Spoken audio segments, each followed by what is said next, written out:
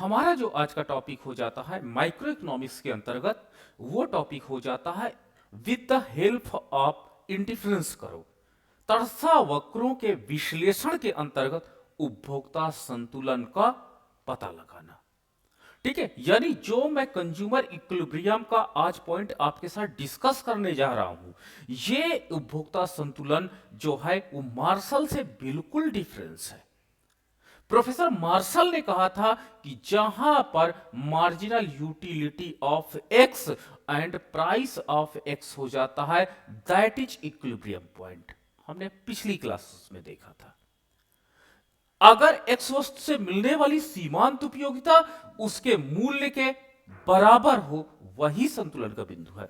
अगर हम दूसरी वाई वस्तु कोई परचेज कर रहे हैं, उससे मिलने वाली सीमांत उपयोगिता और उसका मूल्य बराबर होना चाहिए।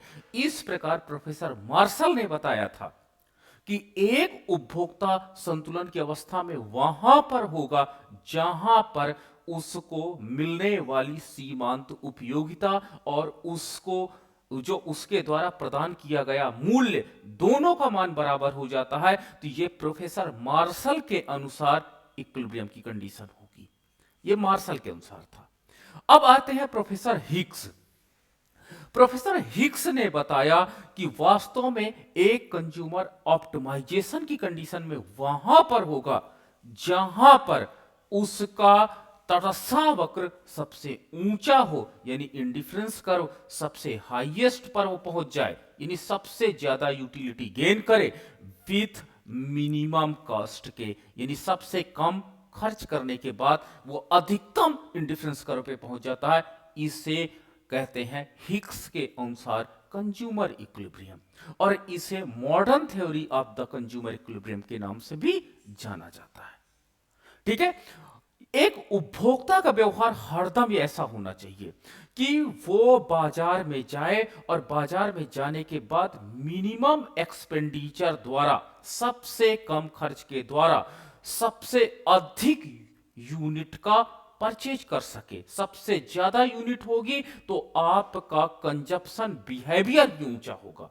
ठीक है, लेकिन वस्तु गुणवत्ता युक्त हो। यह कंडीशन ऐसा नहीं कि आप केवल नंबर ऑफ द यूनिट ज्यादा खरीद रहे हो लेकिन उसमें क्वालिटी बिल्कुल नहीं है, क्योंकि एक उपभोक्ता की जो यूटिलिटी होती है, एक उपभोक्ता का जो सेटिस्फैक्शन लेवल होता है, it is depend upon the quantity of unit, यानी यूनिट्स ऑफ द कमोडिटी, वस्तु की इकाइयों पर निर्भर करता है, और वस्तु की गुणवत्ता पर निर्भर करता है कि वस्तु कितनी क्वालिटेटिव है। तो इन दो पॉइंट्स के आधार पर जब हम डिस्कस करते हैं तो इसे हम लोग कंज्यूमर इक्विलिब्रियम की संज्ञा देते हैं।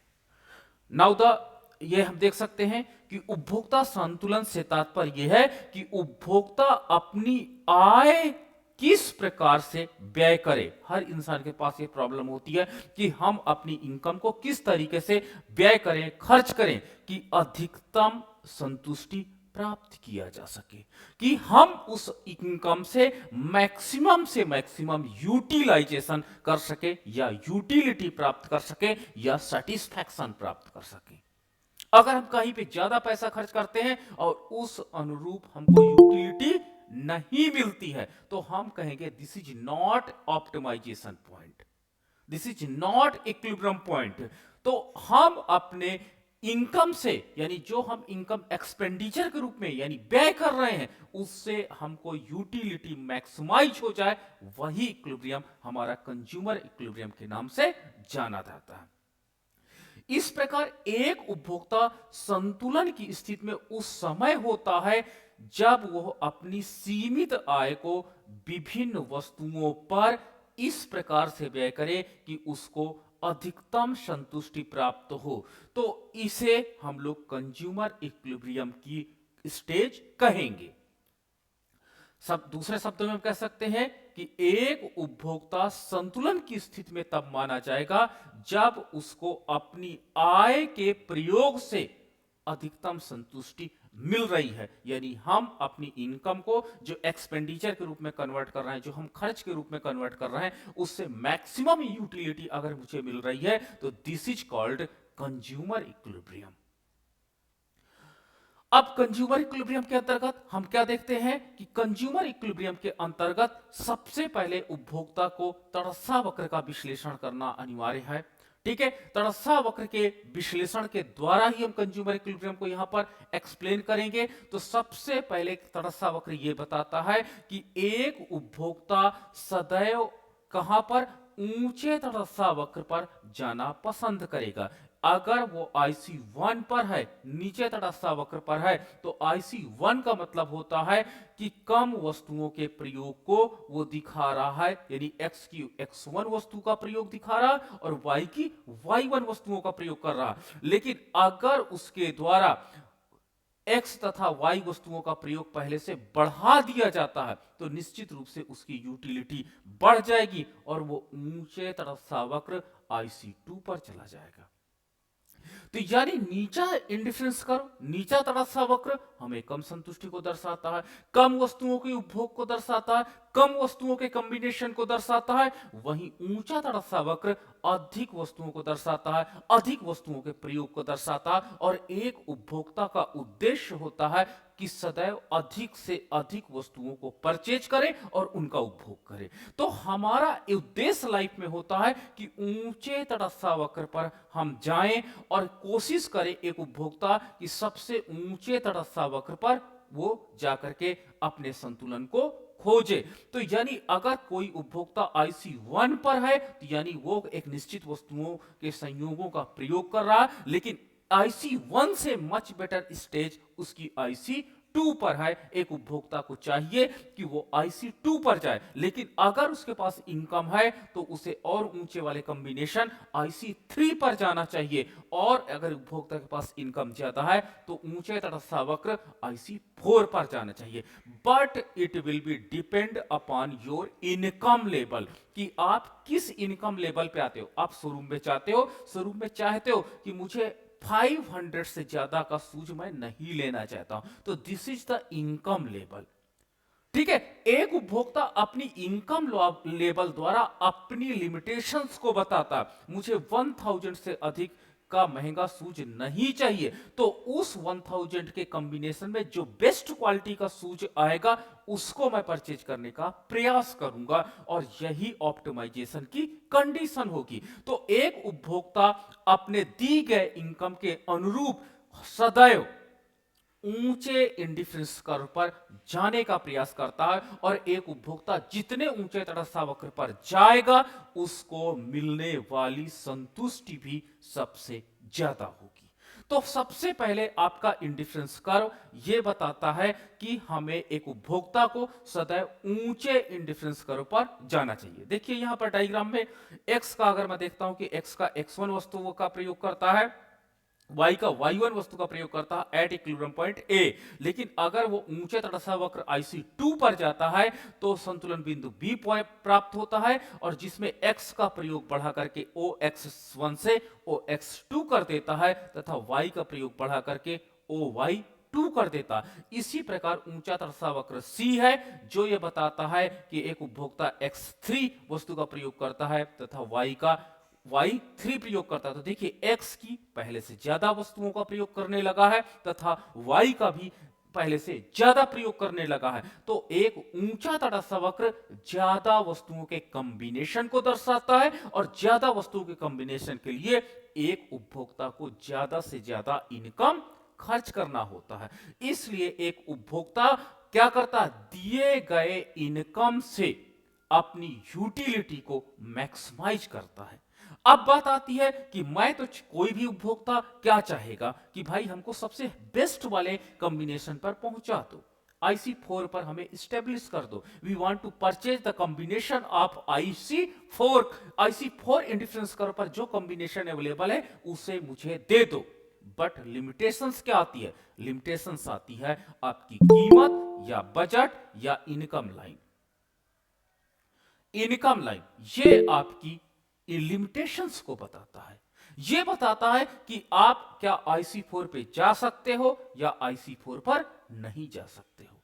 तो यही क्लासिफिकेशन क्या होता है, समाज में इनइक्वालिटी लाता है, क्योंकि सबके पास सब लोग जाना, सभी लोग IC4 पर चाहते हैं, बट इनकम किसी को IC1 के नीचे रख देता है without any consumption of the commodity that particular commodity, किसी को IC1 पर स्टेब्लिश कर देता है, किसी को IC2 पर कर देता है, किसी को IC3 पर कर देता है, किसी को IC4 पर कर देता है। तो जो लिमिटेशंस ऑफ द इनकम है, लिमिटेशंस ऑफ द प्राइस, कभी कभी कुछ कमोडिटी के प्राइस बहुत हाई फाई होते हैं, उनको आप परचेज कर ही नहीं सकते हो, तो वो कमोडिटी आप नहीं परचेज करते हो तो उसकी यूटिलिटी भी आपको नहीं मिलती, तो उस संदर्भ में आपको वो कॉम्बिनेशन नहीं प्राप्त हो पाता है। ठीक है, सपोज दैट आपको ऑडी कार खरीदनी है, 1 करोड़ की है, 1 करोड़ तक का कॉम्बिनेशन मेरे पास नहीं है, तो उस जगह पर आपका इक्विलिब्रियम नहीं स्टेब्लिश होगा। अगर उपभोक्ता द्वारा कोई भी पैसा खर्च नहीं किया जाता है या कोई वस्तु को परचेज नहीं किया जाता, तो उस दशा में एक उपभोक्ता असंतुलित अवस्था में सदैव रहेगा। संतुलन के लिए आवश्यक है कि उसके द्वारा पैसे खर्च किए जाएं और उस पैसे से कुछ ना कुछ वस्तुएं जरूर मिले। तो अगर ऐसा बिहेवियर कहीं आपको दिखाई पड़ता है तो वहां पर आप अध्ययन करोगे कि this is the problem of consumer equilibrium, और यहां पर उपभोक्ता के संतुलन का विश्लेषण आसानी से किया जा सकता है। नाउ द नेक्स्ट, तड़सा वक्र। मैंने आपको समझा दिया है कि तड़सा वक्र मानचित्र पर एक उपभोक्ता का उद्देश्य सदैव ऊंचे तड़सा वक्र पर पहुंचने का होता है, यानी एक उपभोक्ता सदैव ऊंचे तड़सा वक्र पर अपने आप को स्टेब्लिश करना चाहता है, लेकिन लिमिटेशन ऑफ द मनी उसके सामने समस्या आती है, क्योंकि आय सभी के पास इतना नहीं होता कि वो सबसे ऊंचे तड़सा वक्र पर चले जाए, इसलिए जो उसकी खरीदने की क्षमता के अंतर्गत तड़सा वक्र आता है उसी पर वो अपने इक्विलिब्रियम को मेंटेन रखता है।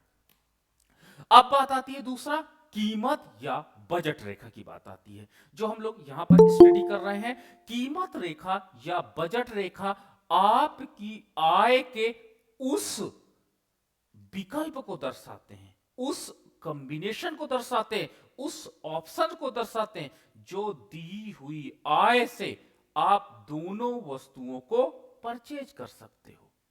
ठीक है, आय जो होती है वो उपभोक्ता के पास मान लीजिए 1000 इनकम है, अब आपके पास बाजार में X है, बाजार में Y है। ठीक है, अगर आप सारी इनकम X पे खर्च करते हो तो आप पूछते हो भाई साहब X का प्राइस क्या है। अगर मार्केट में कोई कह देता है कि 1X बराबर 1 रुपए के है, तो आप क्या कर सकते हो कि पूरी 1000 इनकम से अगर X को ही परचेज करोगे तो 1000 यूनिट X की खरीद सकते हो। लेकिन अगर Y का बाजार में मार्केट है कि एक Y का दाम 2 रुपए है, तो आप पूरी इनकम अगर Y पे परचेज करते हो, Y पर एक्सपेंडिचर करते हो, तो आप 500 यूनिट Y का खरीद सकते हो। तो इस प्रकार ये लिमिट है X की कि आप 1000 से ज्यादा X वस्तुओं को नहीं परचेज कर सकते हो, दैट इज मैक्सिमम लिमिट। और आपकी Y के संदर्भ में मैक्सिमम लिमिट है कि आप 500 से ज्यादा Y को नहीं खरीद सकते हो। इन दोनों मैक्सिमम पॉइंट को अगर आप ग्राफिकल रिप्रेजेंट कर दोगे तो एक उपभोक्ता का परचेजिंग पावर निकल के आएगा, परचेजिंग ट्रायंगल निकल करके आएगा, परचेजिंग एरिया निकल करके आएगा, और उपभोक्ता उस कॉम्बिनेशन में, उस ट्रायंगल के बीच में सारे कॉम्बिनेशंस को परचेज कर सकता है। चलिए देख लेते हैं कैसे। चलो मैं एक एग्जांपल लेता हूं, आपके साथ एग्जांपल के साथ शेयर करता हूं, आप भी इसमें मेरा सपोर्ट करिएगा, अपने आंसर्स जरूर रखिएगा। Suppose that you have income, आपके पास इनकम है 100 रुपए, आज आपके पास इनकम है 100 रुपी। बाजार आप जाते हो और एक एक्स का दाम 1 रुपए है, बाजार में एक एक्स का दाम 1 रुपए है। अगर पूरी इनकम इस पर खर्च कर देते हो तो आप 100x परचेज कर सकते हो, दैट इज मैक्सिमम लिमिट। मैं इसको क्या कहूंगा, मैक्सिमम लिमिट। तब आप y नहीं खरीद सकते हो क्योंकि सब आपने x पर खर्च किया। इसी प्रकार बाजार जाते हो और एक यूनिट Y खरीदने के लिए आपको 2 रुपए खर्च करने पड़ते हैं। तो जब 2 रुपए खर्च करने पड़ते हैं तो आप पूरा पैसा अगर Y पर लगा देते हो, सपोज दैट X आप नहीं खरीदते हो, तो कितना खरीद पाओगे, 50Y। तो ये मैक्सिमम लिमिट हो जाएगी आपकी, किसकी, Y के संदर्भ में। इसको चलिए ग्राफिकल हम रिप्रेजेंट करते हैं। कैसा रिप्रेजेंटेशन होगा, आपका OX, नीचे हमने X कमोडिटी को लिया और ऊपर हमने Y कमोडिटी को लिया। ठीक है, मान के चलते हैं कि आपका ये 10 है, 1 सेंटीमीटर पर 10, ये 20 है, ये 30 है ये आपका 40 है, ये 50 है, ये आपका 60 है, ये आपका 70 है, ये आपका 80 है, ये आपका 90 है, ये आपका 100 है। ठीक है, तो ये नीचे मैंने 1 सेंटीमीटर इक्वल टू 10 रुपी को दर्शाया है। ठीक है, अब आपके पास क्या होता है, ऊपर भी मैंने 10, 20, 30, 40, 50, 60, 70, 80 को दर्शा सकता हूं। ठीक है, अब क्या होता है कि आप इस प्राइस लाइन, ये प्राइस लेवल है, इस प्राइस लेवल पर इस इनकम के दिए होने पर कितनी वस्तुएं परचेज कर सकते हो। तो देखिए, अगर आपके पास 100 रुपी है और बाजार में ये प्राइस है 1 रुपी इक्वल टू 1x, तो पूरे 100 रुपए की 100 यूनिट आप x परचेज कर सकते हो। यानी इट मींस आप इस पॉइंट पर, यानी ए पॉइंट पर आप रहोगे। ठीक है, ए पॉइंट पर आप यहां पर रहोगे। कॉर्नर में आप देख सकते हो स्लाइड में, जहां पर मैंने पॉइंटर रखा है। इसी प्रकार अगर एक उपभोक्ता सपोज दैट एक्स ना खरीद करके वाई का कॉम्बिनेशन बनाता है, तो वाई पर वो 50 पर रहेगा, और मैंने इसको हाईलाइट कर दिया। और जब इन पॉइंट्स को मैंने मिला दिया, तो ये मिलाने के बाद मुझे इसका नाम मैं दे देता हूं बी। और वास्तव में इकोनॉमिस्टों ने इनका पॉइंट का नाम रखा, एक का नाम रखा पी तथा दूसरे का नाम रखा एल। ठीक है, यानी एक एक्स पर अगर आप खर्च करते हो तो मैक्सिमम कितना परचेज कर सकते हो, वाई पर अगर आप खर्च करते हो तो मैक्सिमम कितना परचेज कर सकते हो। इस कॉम्बिनेशन को यहां पर शो किया गया। अब देखो, एक ट्रायंगल बन करके आ गया है। अब इस ट्रायंगल का नाम क्या है, ट्रायंगल ओपीएल। इसे हम लोग कहते हैं उपभोक्ता की क्रय शक्ति क्षेत्र। उपभोक्ता का क्रय शक्ति क्षेत्र, इसको हम कहेंगे। Purchasing area of the consumer कहा जाता है। अगर उपभोक्ता इस एरिया में है, तो यानी इस एरिया के किसी भी पॉइंट को, सच एज ए पॉइंट को, सच एज बी पॉइंट को, सच एज सी पॉइंट को, इनको तुरंत खरीद सकता है। क्यों? क्योंकि इसके खरीदने वाले एरिया से क्या है, खरीदने वाले एरिया के अंतर्गत आते हैं। ठीक है, एक कॉम्बिनेशन है डी, एक कॉम्बिनेशन है ई।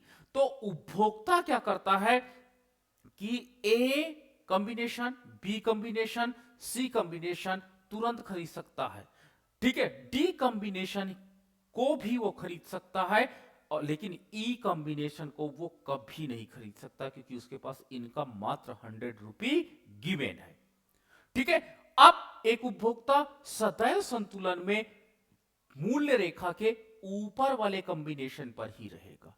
अब इसका लॉजिक सुनो, क्यों रहेगा। वो कभी भी ए कॉम्बिनेशन को नहीं चुनेगा, वो कभी भी बी कॉम्बिनेशन को नहीं चुनेगा, वो कभी भी सी कॉम्बिनेशन को नहीं चुनेगा। क्योंकि प्रोफेसर मार्शल ने कहा था कि जो मनी होती है वो मनुष्य के संतुष्ट प्रदान करने के लिए है। अगर कोई व्यक्ति अपने पैसे को बचा लेता है, तो वास्तव में उस पैसे से, मान लीजिए उसके लाइफ में यूज ना आया वो मनी, तो वास्तव में उस पैसे का कोई रोल नहीं रह जाता। तो इसलिए यहां पे माना जाता है कि अपने बेस्ट कॉम्बिनेशन को अगर आप अपनी मूल्य रेखा के ऊपर कोई पॉइंट पर आप सेलेक्ट करते हो, तो वो आपके मनी का बेस्ट यूज माना जाएगा। आप बीमार हो, दवा नहीं खाते हो, कोई मतलब नहीं है ऐसे पैसे का। आप भूखे हो, खाना नहीं खाते हो, कोई मतलब नहीं है इस तरह के पैसे का। आपके पास पैसे हैं लेकिन मकान नहीं है, आपके पास पैसे, एजुकेशन नहीं है, कोई मतलब नहीं होता इस प्रकार का पैसे का। तो प्रोफेसर मार्शल ने कहा था कि पैसा मनुष्य के लिए बना है, मनुष्य पैसे के लिए नहीं बना है। इसलिए आप कभी भी एक, अगर आपके पास मनी है तो आप ए कॉम्बिनेशन, बी कॉम्बिनेशन या सी कॉम्बिनेशन का चुनाव ना करके आप सदैव मूल्य रेखा के ऊपर स्थिर बिंदुओं पर ही चुनाव करोगे। यही मनी का ऑप्टिमम यूज है। मैं कंज्यूमर का नहीं ऑप्टिमम यूज बता रहा हूं, मनी का ऑप्टिमम यूज है। क्या क्या कहलाता थ्योरी, कि अगर आपकी परचेजिंग पावर 500 के सूच की है, तो आप बाजार से 20 रुपए वाला जूता लेकर के अपनी यूटिलिटी को मैक्सिमाइज कभी नहीं कर सकते हो। आपके पास पावर थी, लेकिन आपने दूसरे डायरेक्शन में अपनी यूटिलिटी मैक्सिमाइज करने की बात आप नहीं सोच रहे हो। आपके दिमाग में कुछ और चीजें चल रही हैं जिसके आधार पर आपने 20 रुपये वाला सेकेंड हैंड जूता खरीदा है। ठीक है, तो उपभोग इकोनॉमिक्स ये कहती है कि आप अपने मनी का बेस्ट यूज करके दिखाना है आपको, और बेस्ट यूज सदैव मूल्य रेखा के ऊपर स्थिर, सच एज आपका F point, G point, H point and आपका P point and L point पर ही होगा। इसलिए एक उपभोक्ता सदैव मूल्य रेखा के ऊपरी मूल्य रेखा पर स्थिर बिंदु पर ही संतुलन में होगा, अन्य नीचे बिंदु उसके बेस्ट कॉम्बिनेशन या उसके विवेकपूर्ण व्यवहार को नहीं दर्शाते, रैशनल बिहेवियर नहीं दिखाता है। रैशनल बिहेवियर का मतलब होता है आपको 10 रुपए केजी आलू मिल रहा है, आपने 2 रुपए केजी आलू वो चुनाव किया जो कट पीस लगा था वहां पे, तो यूटिलिटी कैसे मैक्सिमम होगी आपकी? ठीक है, कट पीस लगा, या बहुत छोटा छोटा आलू था जो हाथ से पकड़ में भी नहीं आ रहा था, इतना छोटा आलू था, आप भर के लिया, आप कह रहे sir there are the many number of the, मेरे पास पोटैटोज की है, मैंने बताइए 2 रुपए में मात्र इतना पोटैटो, वो आपका रेशनल बिहेवियर नहीं कहलाएगा। एक विवेकपूर्ण उपभोक्ता दिए गए मुद्रा में अपनी गुणवत्ता युक्त वस्तुओं को खरीद करके दिखाता है। मैंने एक वर्ड जोड़ रहा हूं, यूनिट्स नहीं, गुणवत्ता, क्वालिटेटिव चीजें हूं। ठीक है, आलू भी देखिए कई वैरायटी के आलू आपको मिल जाएंगे, कुछ खाने में टेस्ट बहुत अच्छे होते, कुछ लोग किसान जो घर के लड़के को तुरंत बता देंगे कि ये वाला आलू आपको बहुत अच्छा लगेगा, ये वाला आलू मत खरीदिएगा, ये बेकार है, इसमें टेस्टलेस है। ठीक है, सब्जियों में बता देंगे, आप गांव के लड़के तुरंत बता देंगे कि ये हाइब्रिड वाले इनको मत खाना, इससे कोई मतलब नहीं होता, ये वाला देसी है, ये उसको खा लेना, ये बहुत अच्छा लगेगा टेस्ट में। ठीक है, और आपका इस समय क्वालिटेटिव के चक्कर में ऑर्गेनिक चलने लगा है। अरे यूरिया वाला इंजेक्शन लगा हुआ क्यों खा रहे हो आप? कॉम्बिनेशन अगर आपको लेना है, बेस्ट आपको ऑप्टिमाइजेशन पे जाना है, तो why you are not consuming the commodity, आप ऑर्गेनिक फार्मिंग वाला क्यों नहीं खाते हो, जो शुद्ध खाद से बनता है उसको क्यों नहीं खाते हो? तो ये कॉम्बिनेशन का एक पार्ट होता है, और रेशनल बिहेवियर यहां पर यूज करता है, एक विवेकपूर्ण प्रत्याशा यूज करता है कि नहीं, मुझे अपनी क्वालिटी को मैक्सिमाइज करना, ये नहीं कि नंबर ऑफ यूनिट पे फोकस कर दे, quality with number of unit दोनों का कॉम्बिनेशन उसे मस्ट मेंटेन करना चाहिए, और उसी के आधार पे वो काम करेगा। ठीक है, तो ये पॉइंट याद रखना कि कॉम्बिनेशन कैसा होगा। सबसे पहले पूरी मनी खर्च होनी चाहिए। दूसरा, ये नहीं कि आप पूरे अकाउंट खाली कर दो, नहीं, जितना आपने उस कमोडिटी के लिए टारगेट बनाया है, आपके अकाउंट में 5000 है, मैं ये नहीं कह रहा हूं कि गूगल पे से पूरा पे कर दो, नहीं, आपने हर कमोडिटी के लिए एक लिमिटेशंस बनाए हैं। कमरा में जा रहा हूं किराए पे लेने, इलाहाबाद में, प्रयागराज में, दिल्ली में, मुंबई में, जबलपुर में, तो आपने कहा कि मैं 3000 मैक्सिमम कमरे के लिए दूंगा। आपने सूज लेने जा रहे हैं 500 मैक्सिमम मेरा इसमें है, सब्जी लेने जा रहा हूं बस 50 रुपए से ज्यादा का नहीं, मैं एक दिन का सब्जी पियर कर सकता हूं, दिस इज माई लिमिटेशंस। तो 50 रुपए का आपको वो कॉम्बिनेशन सिलेक्ट करके लाना फॉर द रेशनल बिहेवियर और optimization of the consumer equilibrium के अंतर्गत। ठीक है, मैं कभी नहीं कहता हूं कि आप अपने अकाउंट के बैलेंस के आधार पर उस कॉम्बिनेशन को सिलेक्ट करिए, नहीं तो आपको प्रॉब्लम आ जाएगी और आप रेशनल बिहेवियर का शिकार नहीं होंगे। पता चला आपने क्या हुआ, अकाउंट में 5000 रुपए हैं और मंडी गए 5000 का आलू ले आए, क्यों? क्योंकि सर ने कहा था कि उस इनकम के आधार पर आपने कॉम्बिनेशन बनाइए। मम्मी मैंने 3 4 कुंटल आलू ले लिया है, ये देखिए मेरा कितना rational behaviour. This is not fair. एक कंज्यूमर हरदम आप उस आइटम में, उस मद पे रखी गई मूल्य के आधार पर परचेज करता है। मुझे इकोनॉमिक्स की बुक खरीदनी है, मैं 1000 तक खर्च कर सकता हूं, बेस्ट राइटर की मिल जाए, बेस्ट राइटर में ये कॉम्बिनेशन आपको मिले। ठीक है, दूसरा कॉम्बिनेशन आप ये कर सकते हो कि सेकेंड हैंड खरीदो लेकिन ज्यादा ओल्ड ना हो। ठीक है, बहुत ओल्ड ना, ये नहीं कि 2010 की प्रिंटेड बुक आपने खरीद लिया इंडियन इकोनॉमी की, लो कोई मतलब नहीं हो गया। ठीक है, ज्यादा पुराने एडिशन में जाओगे, जो नया मटेरियल आ रहा है उससे वंचित रह जाओगे। ठीक है, हो सकता है कि आप भी अभी जस्ट मार्केट में नई सेकेंड हैंड बुक, क्योंकि स्टूडेंट सेलेक्ट होते हैं, सेलेक्ट होने के बाद वो अपनी बुक को क्या करते हैं, सेल आउट कर देते हैं। हो सकता है इसी साल की प्रिंटिंग मिल जाए, मच बेटर। इस साल की प्रोबेबिलिटी कम है तो पिछले साल तक आप जा सकते हो। तो ये रेशनल बिहेवियर का पार्ट बन जाता है। अब देखो, ये जो आपकी रेखा होती है इसे हम लोग प्राइस लाइन कहते हैं। ये जो आपकी लाइन है that is called price line. अब मैं इसका विवेचना दो आधार पे करूंगा।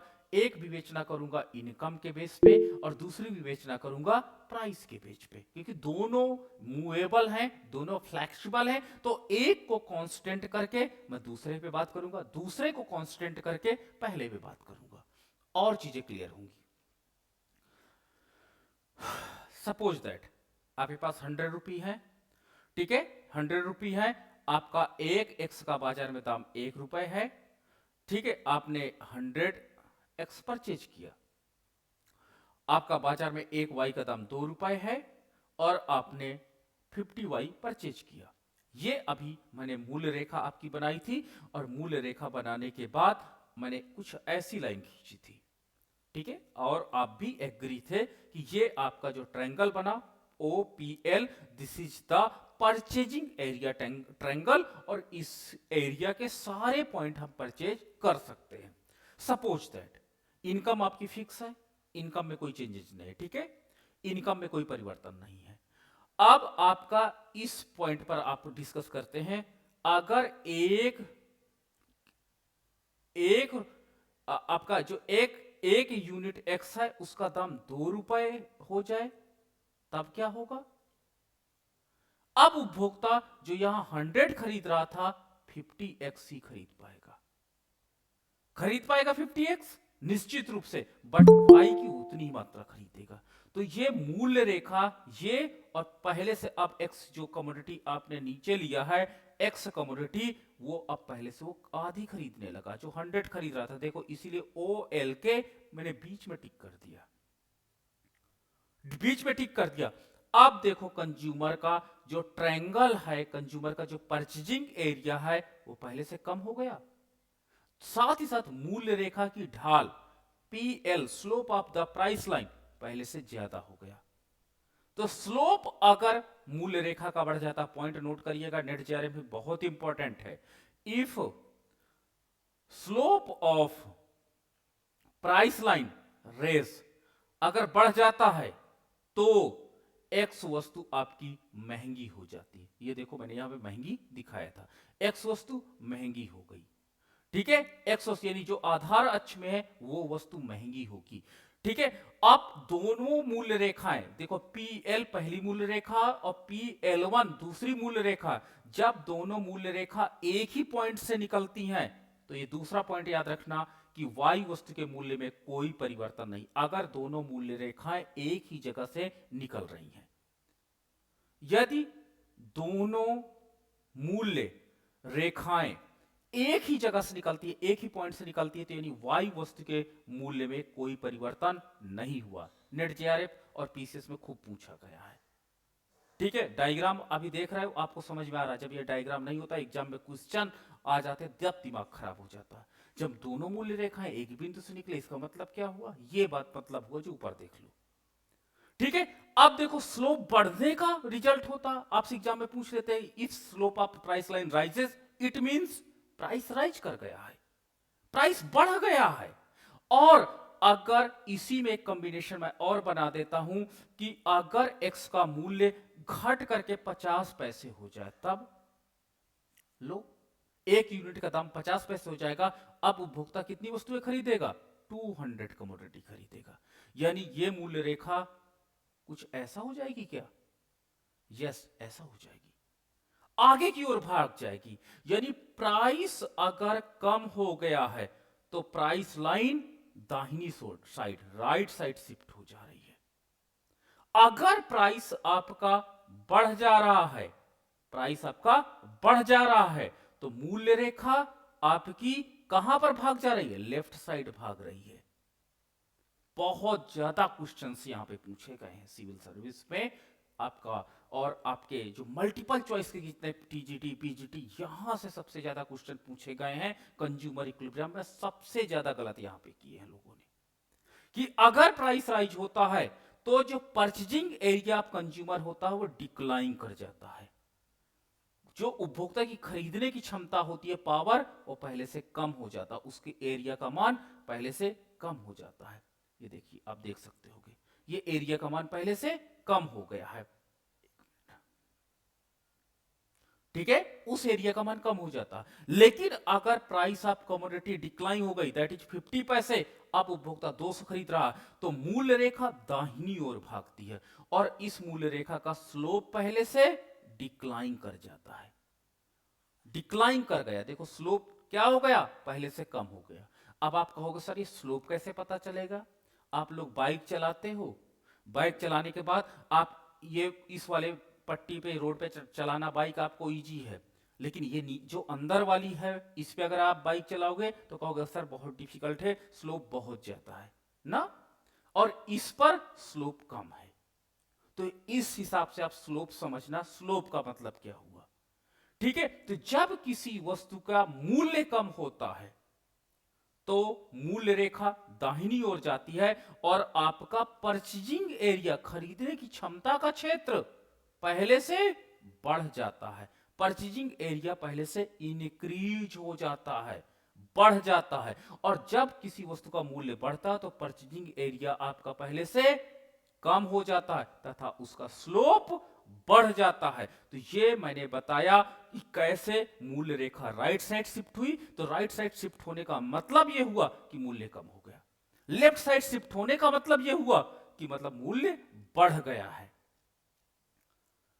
ठीक है। तो ये मूल्य बढ़ना या घटना दिखाता है और एक ही पॉइंट से निकल रहा है, मतलब वाई वस्तु का मूल्य क्या है, कांस्टेंट है।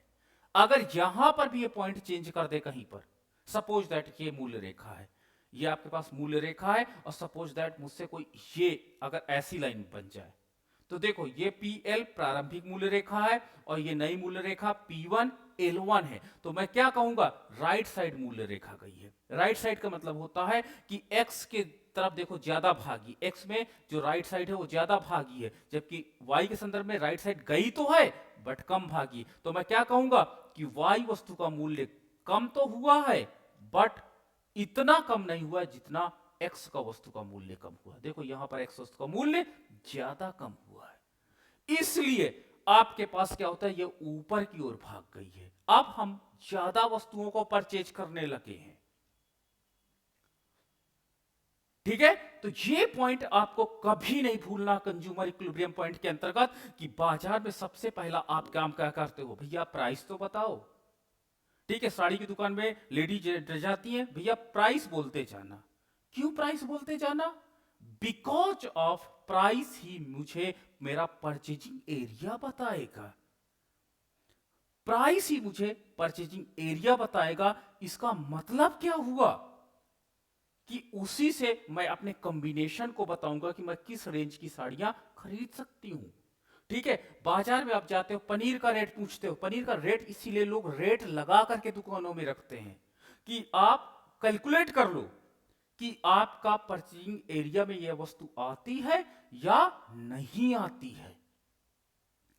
फिर कभी कभी देखोगे प्राइस डिक्लाइन कर गया, मूल्य कम हो गया, 30% 40% मॉल में अधिकतर होता है, मतलब आपका उसी इनकम के रेस्पेक्ट में, कितनी इनकम, जो आपके पास 100 इनकम है उसी के संदर्भ में पहले से ज्यादा आप परचेज कर सकते हो, पहले से ज्यादा आप परचेज कर सकते हो। तो ये हमारा एरिया, परचेजिंग एरिया पहले से बढ़ गया है।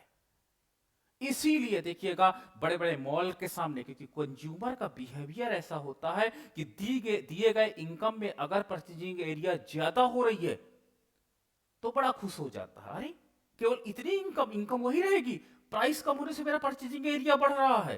तो मॉल के सामने बड़ा सा 50% डिस्काउंट ऑफर, स्पेशल विंटर, अंदर जाओ तो पता चला सड़े वाले कपड़ों में क्या हुआ, लगाया है 50%, बाकी कह रहा है कि फ्रेश माल है इसमें हम नहीं देंगे भाई, ये लो। अब आप मॉल के अंदर जा चुके हो, चलो यार दो चार देख लेते हैं, दो चार देखते देखते देखते देखते एक सिलेक्ट हो गया, ठीक है। सिलेक्ट होने के बाद चलो यार इसको ले ही लेते हैं। तो ये होता है, ठीक है। मार्केट में जाइए, सब्जी मंडी आपके पास मुंडेरा की में सब्जी मंडी आती है, वहां से सभी लोग सब्जियां खरीदते हैं। अब बताइए एक केले वाला 50 रुपए दर्जन दे रहा है तो दूसरा केले वाला 40 रुपए दर्जन कैसे दे सकता है? अब देखिए बिहेवियर क्या होता है। एक बाजार से ये चार ठेले वाले हैं, चार ठेले वाले हैं, और ये बाजार है, मैंने कहा मुंडेरा बाजार, यहाँ से सब केले लेकर के आए, सेम रेट में सबको मिलेंगे भाई, मंडी से आपने लाया है, इसको भी 50 में पड़ रहा है, इसको भी 50 में पड़ रहा है, बेचने वाला इसको भी 50 में, इसको 50 में। अब इधर से एक महिला गई, एक स्टूडेंट गया, एक लड़की गई यहाँ पर, और इधर से भीड़ होती है। अब भाई ये वाला जो ठेले वाला है ये यहाँ पर तो लगा नहीं सकता है, अब ये मजबूर है कोने में खड़ा इधर अंधेरे साइड में ठीक है। सब लोग सोचते हैं, पूछ लेते हैं, सब चिल्लाया करते हैं 50 रुपी पर दर्जन पर दर्जन, तो सब लोग सोचते हैं अरे सब सेम है तो यही से खरीद लेते हैं।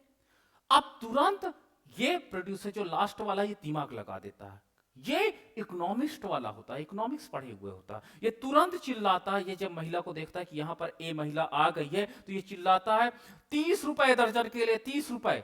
अब ये महिला यहीं से खड़े होकर देखती है, यही केले तो इसके पास है, यही केले इसके पास है, ये 30 क्यों दे रहा, ये पैदल वहां से चल करके आती है, इसके पास तक आ जाती है, तो कहती भैया 30 रुपए दर्जन, तो किनारे तोड़ करके 4-5 केले खराब वाले रखे रहता है, बहन जी ये वाले 30 है, तो भैया ये और वाले ये तो 50 रुपए दर्जन है।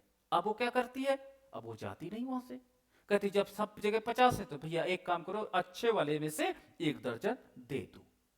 तो ये भी एक बिहेवियर स्टडी है, कैसे अपने कंज्यूमर्स को बढ़ाएं। तो मॉल वाले क्या हम करते हैं, वो डिस्काउंट लगाते हैं, 800 रुपए में 2 टी शर्ट, ठीक है 2 टी शर्ट, ताकि आपको लगे कि 800 रुपए में ये ऑफर चल रहा है, और ऑफर में एक इल्यूजन जनरेट होता है, और आपको ज्यादा से ज्यादा वस्तुएं क्या होती हैं, परचेज करने की अपॉर्चुनिटी दी जा रही है, ठीक है। तो एक कंज्यूमर ऐसा रेशनल बिहेवियर दिखाता है और इस प्रकार उसको समझ में आता है। तो अब आपको समझ में आ गया होगा कि प्राइस लाइन किधर शिफ्ट होती है और कैसे शिफ्ट होती है।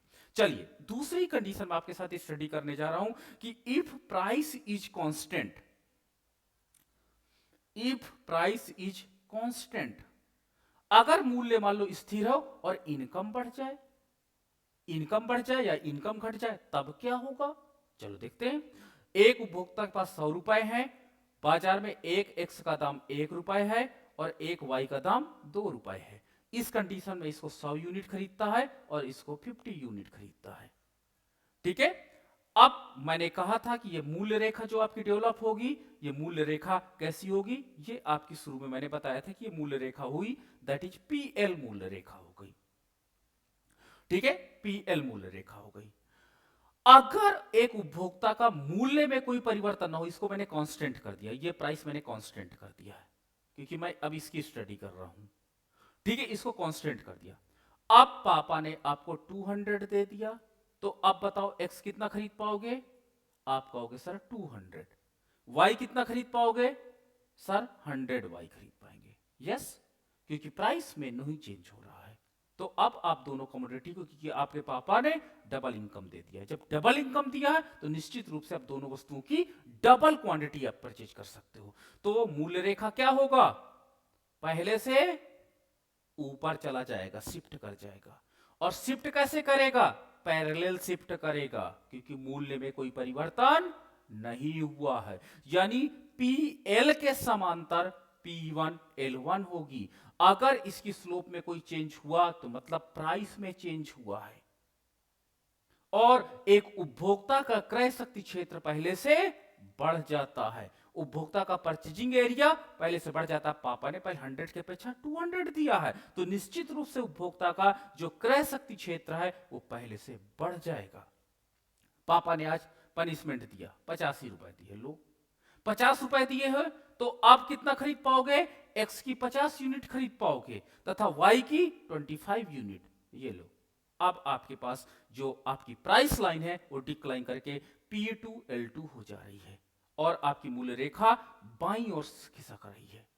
आय कम होने से मूल्य रेखा लेफ्ट साइड से शिफ्ट होती है, आय बढ़ने से मूल्य रेखा आपकी राइट साइड की ओर बढ़ती है, और आपका परचेजिंग एरिया पहले से कम हो जाता है, लेकिन ये मूल्य रेखा भी पैरेलल रहेगी पहली वाली मूल्य रेखा के अनुरूप।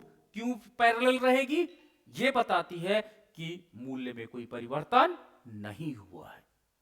तो ये मैंने कंज्यूमर इक्विलिब्रियम पॉइंट के अंतर्गत अभी मैंने आधी दूर पर आपको लिख के आया हूं, और जिसमें मैंने इंडिफरेंस कर्व का पैरामीटर मैंने आपको साथ समझाया, साझा किया, और मैंने मूल रेखा आपके साथ साझा किया।